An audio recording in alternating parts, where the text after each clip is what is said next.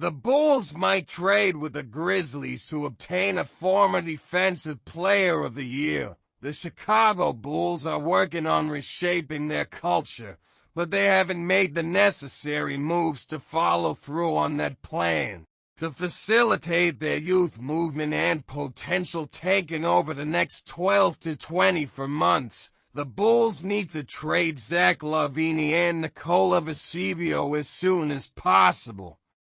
Neither player contributes to their long-term goals. While Vesivio may not attract interest on his own, pairing him with Kobe White could spark interest from many teams. Trading White is a tough but essential step for Chicago if they aim to rebuild. To successfully move Vesivio or LaVine, the Bulls need to couple them with valuable assets, which means few players can be considered untouchable. Josh Giddey is a promising building block, and Martis Bazelis is showing potential, but most of the roster, including White, should be available for trade. In a deal involving Vesivio and White, Chicago should aim for expiring contracts and players who can help shift their culture.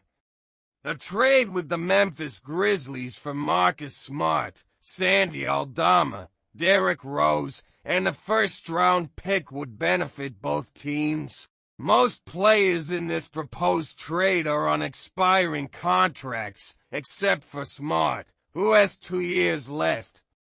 However, he's the type of culture changer the Bulls have been missing. Smart wouldn't need to dominate the offense, but he would bring toughness and a strong defensive presence to support the team's young players. Additionally, acquiring another first-round pick in a deep draft would be a significant advantage for Chicago. From the Grizzlies' perspective, this trade would provide them with 2 immediate scoring options to address their biggest issue: performing well when Morant is off the court. Furthermore, Derrick Rose returning to Chicago as he approaches retirement would be a fitting conclusion to his career, one that he and the fans truly deserve.